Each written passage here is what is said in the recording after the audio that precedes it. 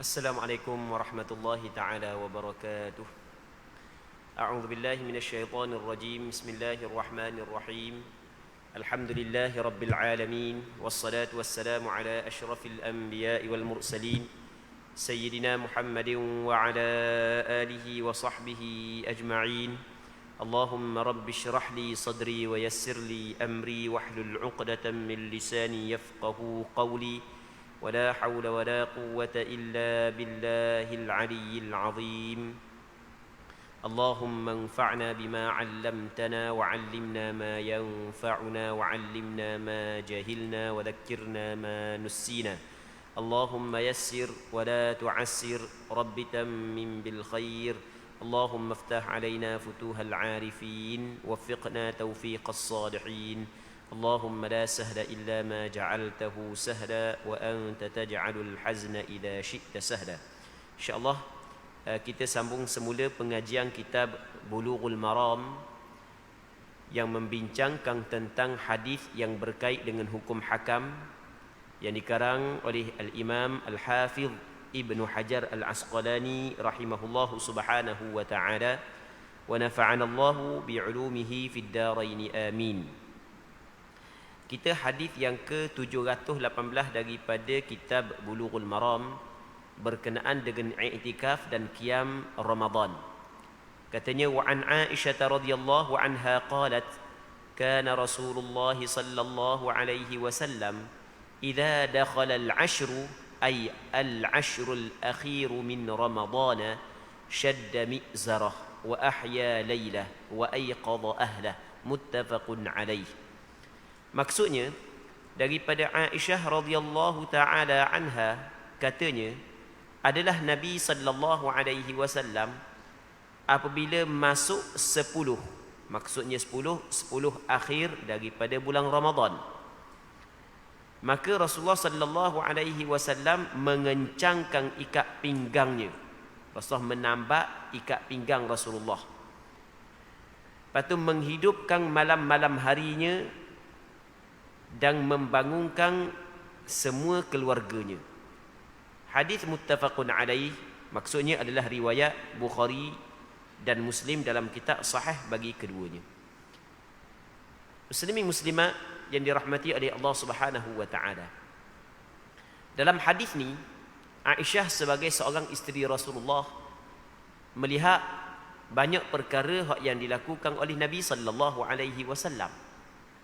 Antara perkara yang dilakukan oleh Rasulullah yang diceritakan oleh Aisyah di dalam hadis ini adalah Nabi sallallahu alaihi wasallam apabila masuk 10 akhir Ramadan, maka Rasulullah sallallahu alaihi wasallam syadda mi'zarah. Rasulullah mengikat tali pinggangnya. Ikat ni tali yang ikat di pinggang ni Rasulullah ikat kemah. Apakah maksud ikat tali pinggang? Apa maksud? Baik. Ada sebahagian daripada ulama mengatakan ini adalah kiasan daripada menjauhi isteri.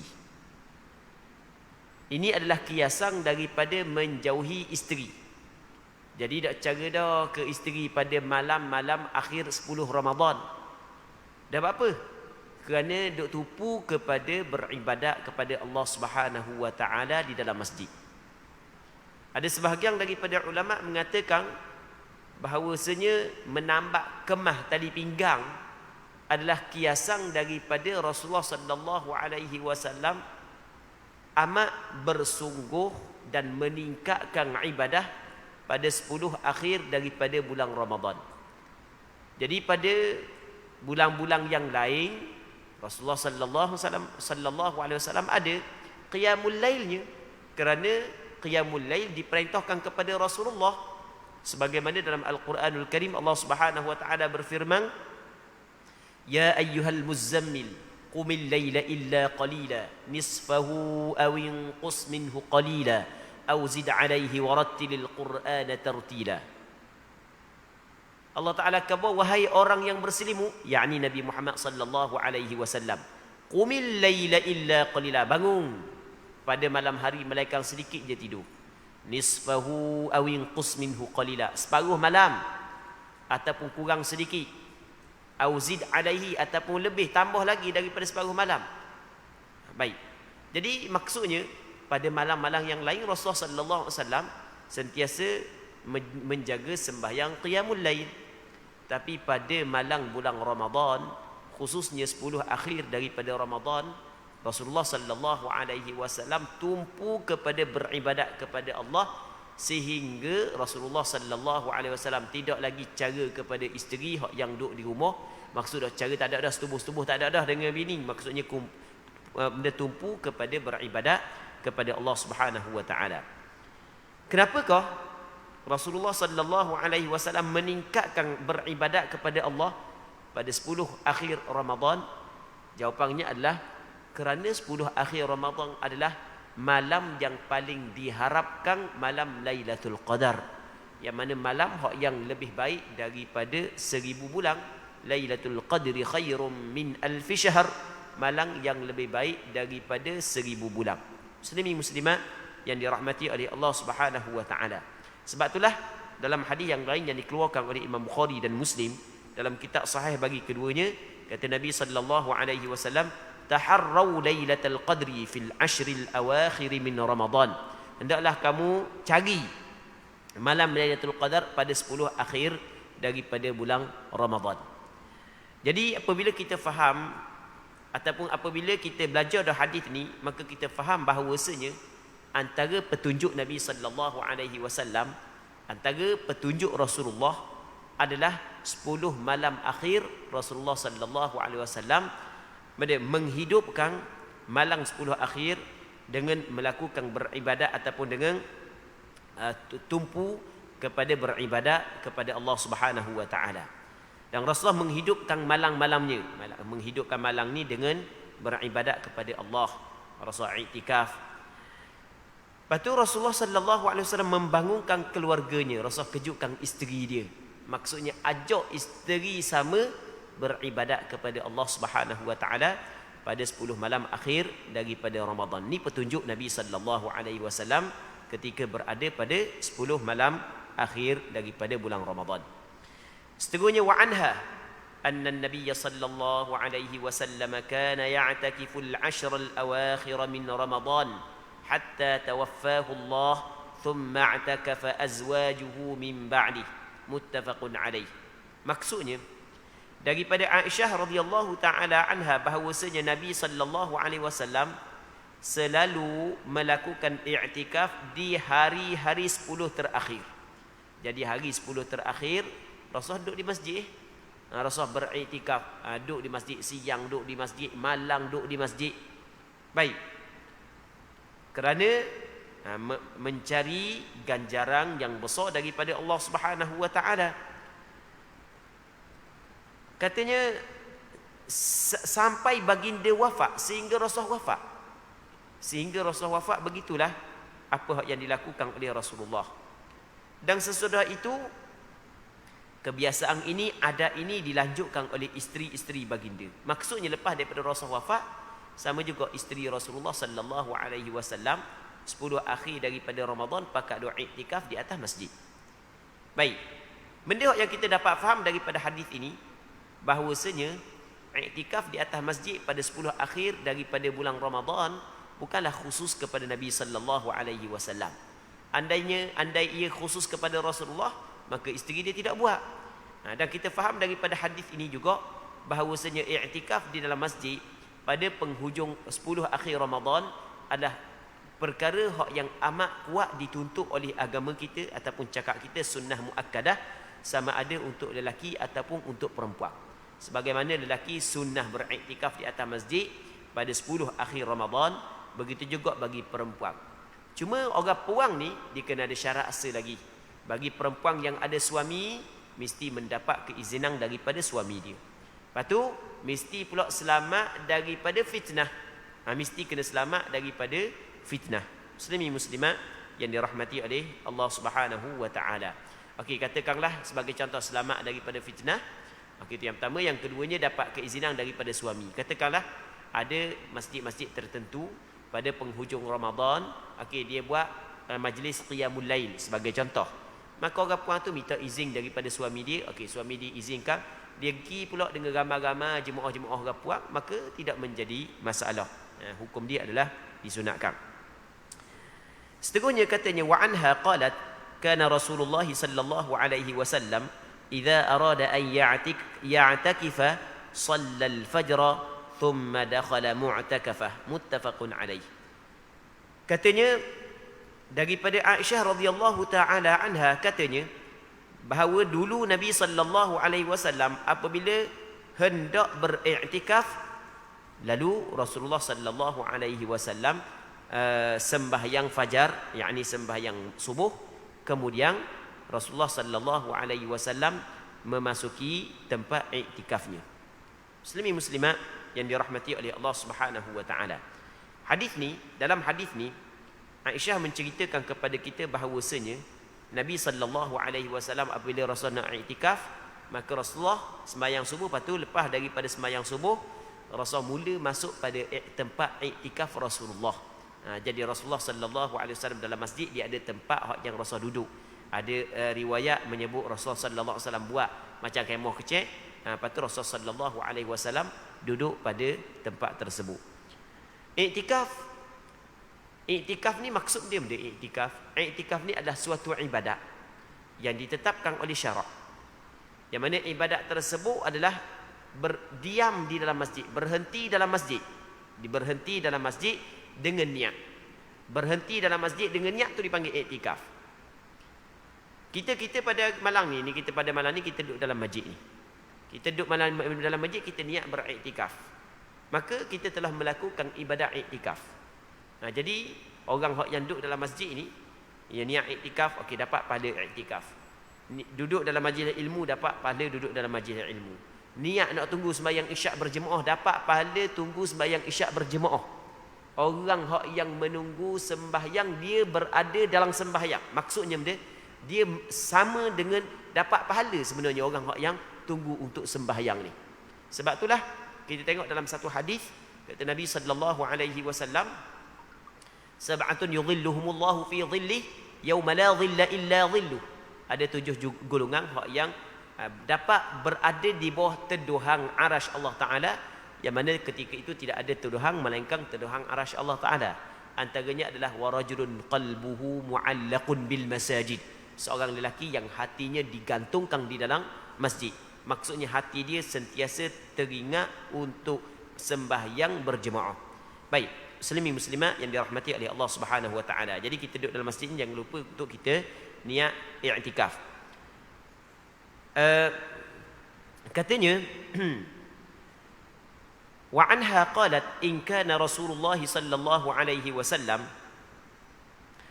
la yudkhilu alayya ra'sahu wa huwa fil masjid fa urajjiluhu wa kana la yadkhulu al baita illa li hajah idza kana mu'takifa muttafaqun alayhi wal lafdhu lil Bukhari.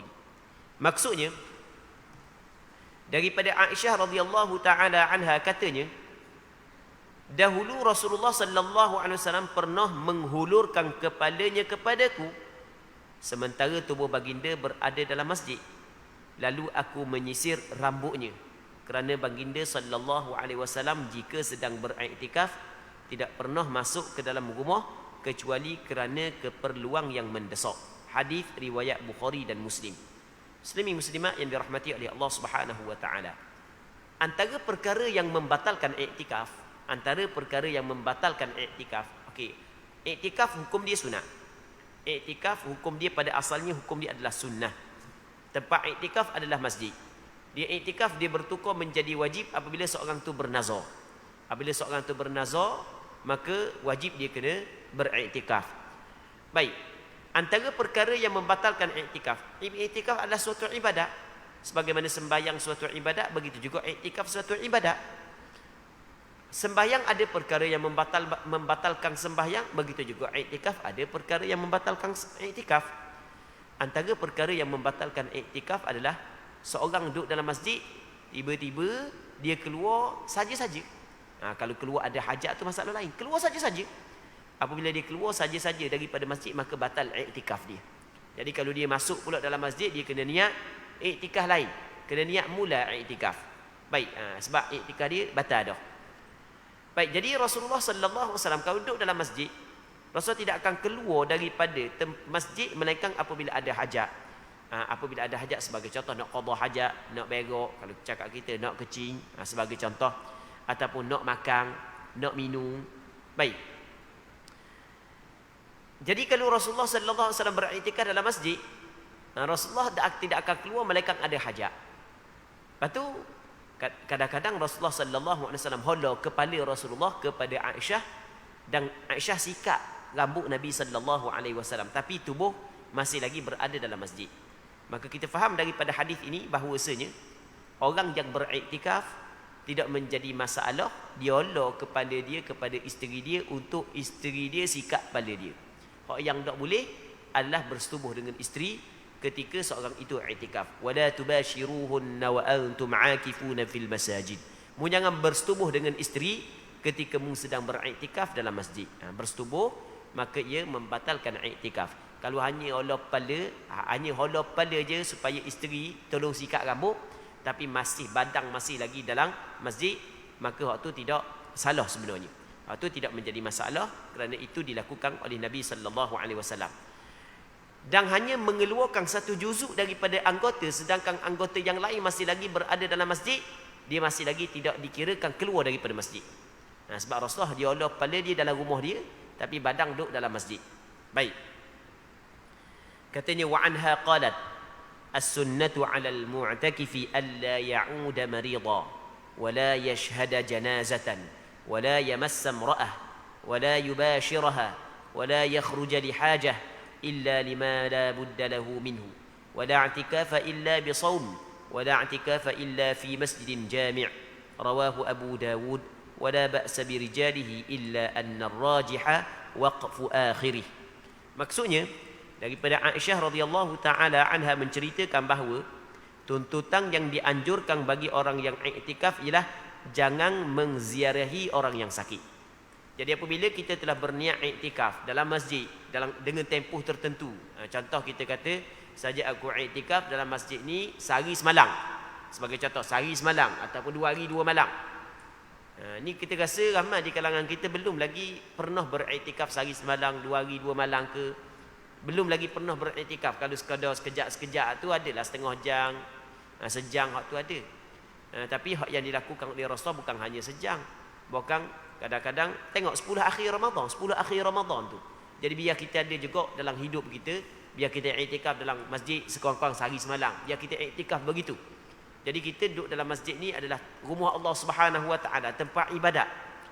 Jadi hikmat kita iktikaf sebenarnya adalah kita menyiapkan diri kita untuk beribadat kepada Allah. Kita samakan diri kita dengan para malaikat, yang mana para malaikat pagi dan petang sentiasa beribadat, bertasbih kepada Allah Subhanahu Wa Taala. Dan kita tinggal kesibukan dunia buat sementara, bukan tinggal sebab kita ada tanggungjawab, tinggal buat sementara. Jadi orang kita kadang-kadang kita sibuk dengan kerja dunia ni sampai ke pening kepala, sampai ke stres apa semua sekali. Baik, cara dia hilangkan stres tersebut dengan cara kita beriktikaf dalam masjid sehari semalam. Kalau takut seorang, ajak kawan-kawan seorang lagi. Sebab kadang-kadang takut seorang kan, main masjid-masjid lama pula, takut nak tidur seorang jadi menakut. Ajak kawan seorang lagi, ajak. Takkan boleh ajak kawan kita tengok bola, nak ajak kawan mari iktikaf tak boleh. Jadi ajak kawan-kawan, baik, mari teman aku iktikaf kali, kita iktikaf 2-3 malam. Pening kita semua dah, sibuk dengan dunia semua, siang malam sibuk dengan dunia, stres dengan dunia banyak dah. Jadi kita tiru malaikat kali. Dah sebagaimana hak yang dibuat oleh Nabi sallallahu alaihi wasallam. Baik, muslimin muslimat yang dirahmati oleh Allah Subhanahu Wa Taala. Okey, bagi orang hak yang beriktikaf, contoh dia niat sehari semalam ataupun 2 hari 2 malam ataupun seminggu ataupun sebulan, tak kira lah. Baik. Maka apa hak yang dituntut kepada dia adalah tidak melawat orang yang sakit. Dia pada asalnya ziarah orang sakit adalah ibadat yang besar pahala. Antara ibadat yang besar pahala adalah kita melawat, kita ziarah orang sakit. Orang sakit ya, tapi jangan sakit Covid ya. Sakit Covid susah pula. Jadi ziarah orang sakit dapat pahala, besar pahala. Tetapi bagi orang yang beriktikaf, oleh kerana dia telah berniat untuk menahan diri dia dalam masjid, maka hak yang sunnah bagi dia adalah dia tidak melawat orang sakit. Maksudnya, kalau dia keluar melawat orang sakit, dia akan membatalkan iktikaf dia. Dia tidak termasuk di dalam perkara yang dimaafkan untuk keluar bagi orang yang beriktikaf. Baik. Begitu juga, dan jangan melawat jenazah.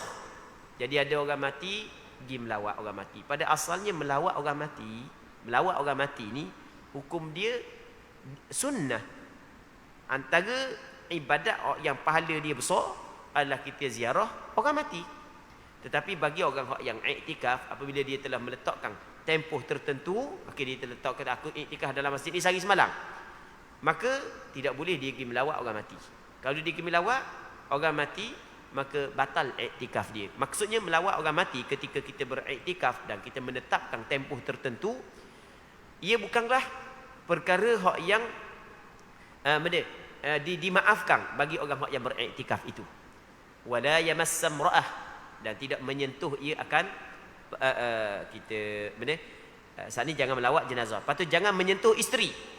Dia tidak menyentuh isteri. Menyentuh isteri, contoh bersetubuh, waktu bersetubuh haram. Haram bagi orang yang beriktikaf bersetubuh dengan isteri dia.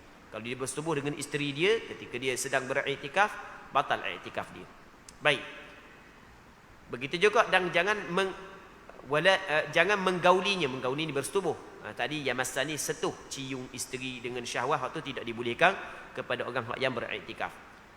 Dan tidak boleh keluar daripada masjid melainkan kerana ada hajah yang diizinkan oleh syarak. Maksudnya di sana kadang-kadang keluar daripada masjid, dia tidak membatalkan iktikaf. Sebagai contoh, keluar untuk makan, untuk minum, lepas tu untuk qada hajat, untuk berak, untuk kencing. Atau ada hajat, maka tidak menjadi masalah. Kalau tidak ada hajat, saja-saja keluar, ia membatalkan iktikaf. Sebab itulah dalam hadis ni menyebut melainkan kecuali urusan yang tidak dapat dielokkan. Kalau urusan yang tidak dapat dielokkan, hak tu tidak menjadi masalah. Seterusnya, tidak sah melakukan iktikaf kecuali dengan puasa. Adakah disyaratkan seorang tu orang yang beriktikaf saat itu kena puasa? Ini ulama berbeza pandangan. Ada sebahagian daripada ulama mengatakan bahawasanya syarat iktikaf mesti kena puasa. Kalau tidak puasa, maka tidak sah iktikaf dia. Sama ada pada bulan Ramadan ataupun selain daripada bulan Ramadan. Maksudnya atas pandangan ni mereka mengatakan bahawasanya kalau kita nak iktikaf sekarang ni, kita kena puasa. Kalau semata-mata iktikaf tanpa puasa, tidak sah iktikaf dia. Tapi ini bukan pandangan mazhab Imam Syafi'i. Pandangan mazhab Imam Syafi'i adalah sah iktikaf, sama juga pandangan mazhab Hanbali. Sah iktikaf walaupun tidak berpuasa. Baik. Ini adalah perkataan Aisyah. Jadi mengikut mazhab Aisyah, orang hak nak iktikaf mesti kena berpuasa. Kalau tidak puasa, tak jadi iktikaf dia. Namun Abdullah bin Abbas mengatakan bahawasanya tidak disyaratkan berpuasa bagi orang yang iktikaf. Dan pandangan mazhab Imam Syafi'i, sama juga pandangan mazhab Hanbali, mengatakan tidak disyaratkan berpuasa bagi orang yang beriktikaf. Dan antara dalil kepada mazhab Imam Syafi'i lagi adalah di sana ada hadis yang dikeluarkan oleh Imam Bukhari dan Muslim dalam kitab sahih bagi keduanya daripada Abdullah bin Umar bin Al-Khattab radhiyallahu taala anhuma.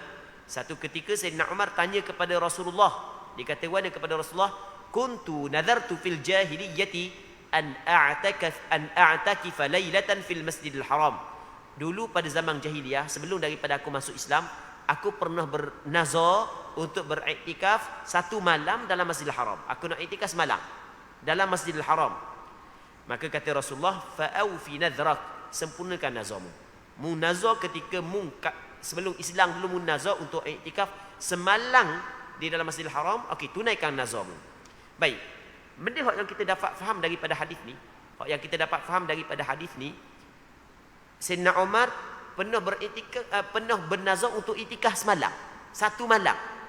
Jadi malam ni bukan tepat puasa. Tiba-tiba Rasulullah suruh dia sempurnakan nazar dia. Jadi iktikaf semalam. Malam bukan tepat puasa. Kita puasa bukan puasa malam, kita puasa siang hari. Malam tak puasa, siang hari puasa. Puasa hak syar'i lah. Kalau puasa hak yang lughawi, maksudnya pada lughah, kadang-kadang guna juga puasa. Awak malang ni awak kena puasa sebab esok awak nak masuk bilik bedah. Tu dipanggil puasa pada lughah, pada bahasa, pada istilah ulama. Puasa mesti dilakukan pada siang hari. Jadi Rasulullah memerintahkan kepada Sayyidina Umar supaya menyempurnakan nazar dia, iaitu iktikaf pada semalang di dalam Masjidil Haram. Ini menunjuk bahawasanya sah iktikaf walaupun tidak berpuasa. Dan ini pandangan sebahagian daripada sahabat dan sebahagian daripada ulama, termasuklah pandangan mazhab Imam Syafi'i. Muslimin muslimat yang dirahmati oleh Allah Subhanahu wa taala. Walau bagaimanapun ulama mengatakan bahawasanya hak yang paling afdal bagi orang yang beriktikaf adalah dia berpuasa. Hak tu hak yang paling afdal. Walaupun tidak dah disyaratkan berpuasa ketika iktikaf, tetapi hak yang lebih afdal, orang hak yang beriktikaf saat itu mesti kena berpuasa. Dan tidak sah iktikaf kecuali di dalam masjid jami'. Muslimin muslimat yang dirahmati oleh Allah Subhanahu wa taala.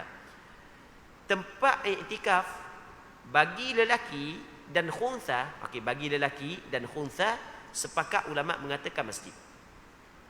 Sepakat ulama mengatakan tempat iktikaf adalah masjid. Masjid dia ada dua, masjid jami' dengan masjid ghairu jami'. Masjid jami' ni masjid yang buat Jumaat, masjid yang ghairu jami' yang tidak buat Jumaat. Dia ada di tempat kita masjid, orang niat masjid, buat masjid, tetapi tidak buat Jumaat. Itu dipanggil masjid ghairu jami'. Ada masjid yang buat Jumaat, macam kita masjid ni, masjid jami' ni, masjid yang buat Jumaat. Adakah disyaratkan kita nak iktikaf tu pada masjid yang buat Jumaat ataupun tidak? Di sini berlaku khilaf di kalangan ulama. Menurut pandangan mazhab Imam Syafi'i, tidak disyaratkan masjid jami'. Sama ada masjid jami' ataupun ghairu jami', asal kata masjid, maka boleh kita buat iktikaf di atas masjid tersebut. Baik.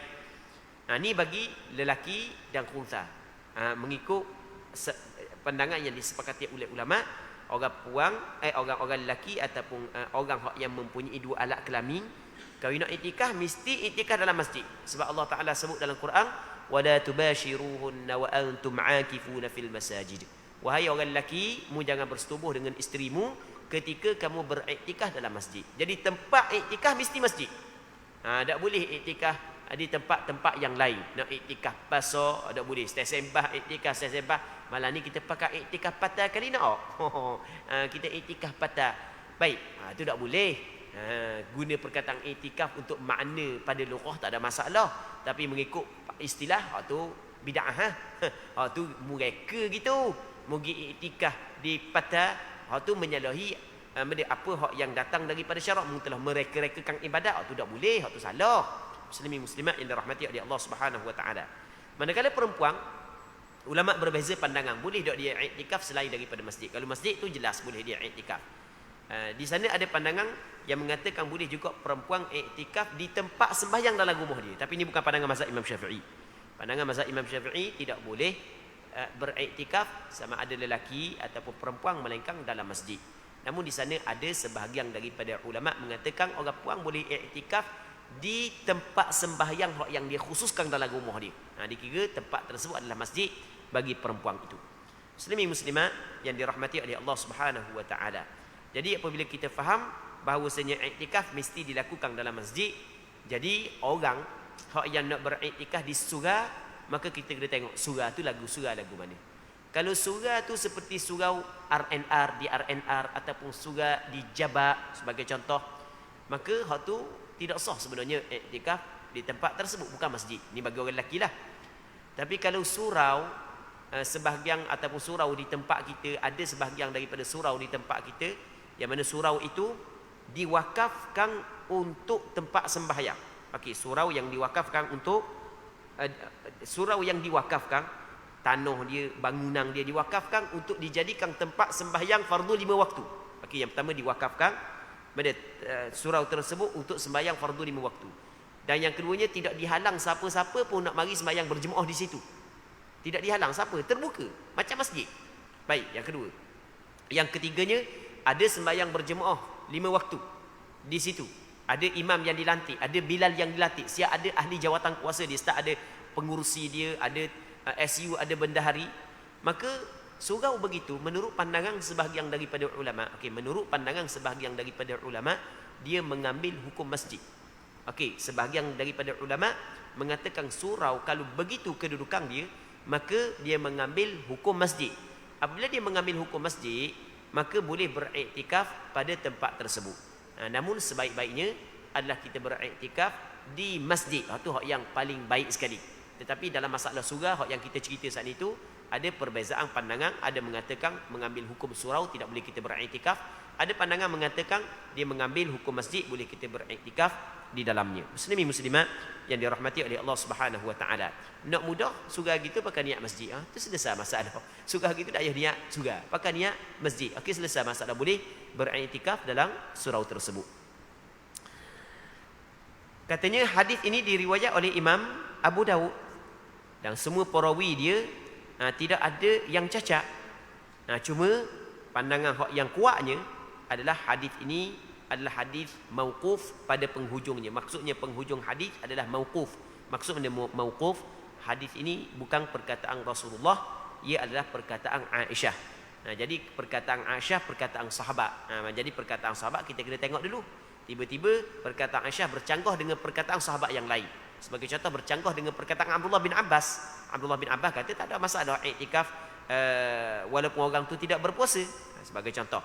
Maka apabila bercanggah di antara perkataan-perkataan sahabat sendiri, maka tidaklah perkataan sahabat ini lebih aula, lebih utama daripada perkataan sahabat yang lain. Maka kita kena tengok bagaimanakah apa hak yang difahami oleh ulama-ulama mu'tabar daripada hadis ini. Jadi kita jelas tempat kita mazhab Imam Syafi'i, maka kita pakai pandangan mazhab Imam Syafi'i. Antaranya adalah tidak menjadi masalah kita beriktikaf walaupun kita tidak berpuasa. Walau bagaimanapun tetap hak yang paling afdal kita beriktikaf sekali dengan puasa. Baik. Seterusnya wa an Ibn Abbas radhiyallahu anhuma anna an-nabiy sallallahu alaihi wasallam qala laisa 'ala al-mu'takifi siyamun illa an yaj'alahu 'ala nafsihi.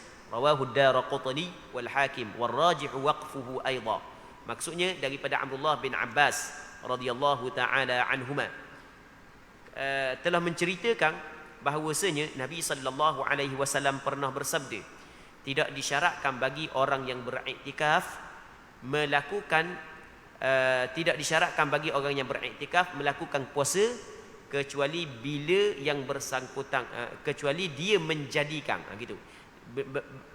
Kecuali dia menjadikan puasa itu kewajipan ke atas dirinya. Hadis ini diriwayat oleh Imam Ad-Daraqutni dan Imam Hakim. Dan pandangan hak yang kuat ini adalah sebenarnya bukan perkataan Rasulullah, bukan perkataan Abdullah bin Abbas. Jadi kalau kita tengok, Abdullah bin Abbas mengatakan bahawasanya orang yang beriktikaf tidak disyaratkan berpuasa, melainkan kalau dia mewajibkan puasa ke atas diri dia. Maksudnya dia bernazar, aku wajib atas aku beriktikaf sekali dengan puasa. Kalau ini nazar gitu. Dia kata kalau sekiranya dapat sekian, sebagai contoh dapat sekian, baik, ataupun baik sakit, ataupun dapat nikmat, ataupun dapat benda tu, dapat benda ni, maka wajib atas aku iktikaf sehari semalam sekali dengan puasa. Ketika tu wajib dia kena beriktikaf berserta dengan puasa. Tetapi kalau dia tidak bernazar untuk berpuasa ketika beriktikaf, maka ketika itu tidak menjadi masalah dia beriktikaf walaupun dia tidak berpuasa. Tapi sebagaimana hak yang kita sebut tadi, hak yang lebih afdal bagi dia adalah iktikaf serta berpuasa. Baik. Seterusnya katanya wa an Ibn Umar radhiyallahu anhuma anna rijalan min ashabin nabiy sallallahu alaihi wasallam uru lailatul qadri fil manam fi as-sab'il awakhir. Wa qala Rasulullah sallallahu alaihi wasallam أرى رؤياكم قد تواطأت في السبع الأواخر فمن كان متحريها فليتحرها في السبع الأواخر متفق عليه. Maksudnya daripada Abdullah bin Umar radhiyallahu taala anhuma bahawasanya ada beberapa orang lelaki daripada sahabat Nabi sallallahu alaihi wasallam bermimpi bahawa Lailatul Qadar jatuh pada malam jatuh pada 7 malam yang akhir, pada 7 yang akhir daripada bulan Ramadan, pada malam 7 yang akhir. Rasulullah sallallahu alaihi wasallam bersabda, rupanya mimpi kamu sama, semua menyatakan jatuhnya pada malam 7 yang akhir. Maka barang siapa yang ingin mencari Lailatul Qadar, hendaklah dia mencarinya di malam-malam 7 yang akhir. Hadis riwayat Bukhari dan Muslim. Muslimin muslimat yang dirahmati oleh Allah Subhanahu wa taala. Antara perkara hak yang berlaku ataupun perkara hak yang Allah Taala bagi kepada sebahagian daripada hamba-Nya adalah dia bermimpi, dan mimpi itu adalah mimpi yang benar.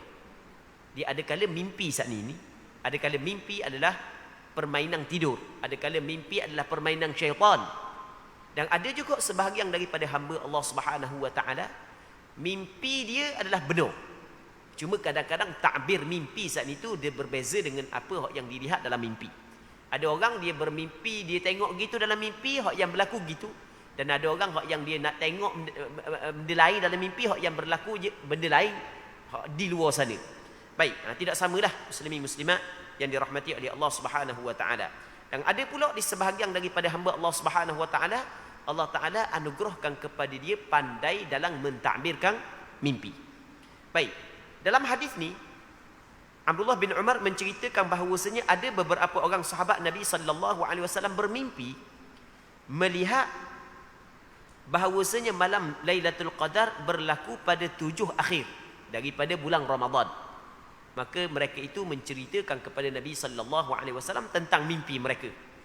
Maka Nabi sallallahu alaihi wasallam kata, aku melihat bahawasanya mimpi kamu saat itu sama, iaitu malam Lailatul Qadar berlaku pada 7 akhir daripada bulan Ramadan. Maka kata Rasul, sesiapa hak yang nak cari, maka hendaklah dicari Lailatul Qadar pada 7 yang akhir daripada bulan Ramadan. Muslimin muslimat yang dirahmati oleh Allah Subhanahu wa taala. Jadi apa hak yang kita dapat faham daripada hadis ini, bahawasanya ada sebahagian daripada hamba Allah Subhanahu wa taala, Allah Subhanahu wa taala tunjuk malam Lailatul Qadar benda-benda hak yang lebih dalam mimpi dia. Ada sebahagian daripada hamba Allah Taala begitu, sebagaimana hak yang berlaku kepada sahabat. Tetapi benda ni bukan khusus kepada sahabat. Bahkan ada sebahagian daripada hamba Allah Taala yang lain sekalipun Allah Taala anugerah kepada dia benda perkara ni. Jadi benda-benda kebaikan hak yang Allah Subhanahu wa taala tetapkan pada tempat tertentu, pada masa tertentu, Allah Subhanahu wa taala memperlihatkan dia memperlihatkan perkara tersebut di dalam mimpi dia. Itu sebenarnya adalah anugerah yang Allah Subhanahu wa taala kurniakan kepada dia. Baik. Seterusnya, wa an Muawiyah bin Abi Sufyan radhiyallahu anhuma عن النبي صلى الله عليه وسلم قال في ليلة القدر ليلة 27 رواه أبو داود والراجح وقفه وقد اختلف في تعيينها على 40 قولا أوردتها في فتح الباري. Daripada Muawiyah bin Abi Sufyan radhiyallahu taala anhuma, daripada Nabi sallallahu alaihi wasallam, kata Rasulullah sallallahu alaihi wasallam, malam Lailatul Qadar adalah malam yang ke-27. Hadis ni diriwayat oleh Imam Abu Dawud. Dan pandangan hak yang kuat, hadis ni adalah hadis mauquf, bukan perkataan Rasulullah, tetapi perkataan Muawiyah bin Abi Sufyan. Lalu tu kata Imam Al-Hafiz Ibn Hajar Al-Asqalani rahimahullahu subhanahu wa ta'ala, sesungguhnya ulama berselisih pandangan pada menentukan bilakah berlakunya Lailatul Qadar. Yang mana perselisihan tersebut ada 40 pandangan. Yang mana 40 pandangan tersebut aku sebut di dalam kitab Fathul Bari. Imam Ibn Hajar Al-Asqalani dia ada satu kitab, nama dia kitab Fathul Bari, syarah kepada Sahih Bukhari, yang mana dalam kitab tersebut dia mendatangkan 40 pandangan ulama dalam menentukan bilakah malam Lailatul Qadar.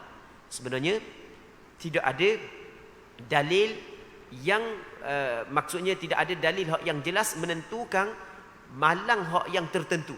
Ada kabar malang ni, ada kabar malang ni, ada kabar malang ni.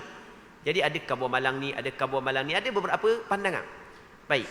Jadi apabila ada beberapa pandangan, maka hak yang terbaiknya adalah kita menghidupkan malang-malang Ramadan sepanjang bulan Ramadan, dan kita lebih kuat ataupun meningkatkan ibadat kita pada 10 malam yang terakhir, kerana Rasulullah sallallahu alaihi wasallam meningkatkan ibadat dia pada 10 malam yang terakhir daripada bulan Ramadan. Muslimin muslimat yang dirahmati oleh Allah Subhanahu wa taala. Baik. Jadi untuk malam ni kita berhenti sini dulu, insya-Allah kita sambung balik pada minggu-minggu akan datang kalau sekiranya dipanjangkan umur. Kita berdoa kepada Allah Subhanahu wa taala agar apa yang kita bincang pada malam yang mulia ini diberkati oleh Allah Subhanahu wa taala. Allah Subhanahu wa taala a'la wa a'lam. Allahumma haqqiqna bittiba'i nabiyyika Muhammadin sallallahu alaihi wasallam zahiran wa batina. Allahumma ij'alna mimman yastami'una al-qawla fayattabi'una ahsanah. صلى الله على سيدنا محمد وعلى آله وصحبه أجمعين والحمد لله رب العالمين.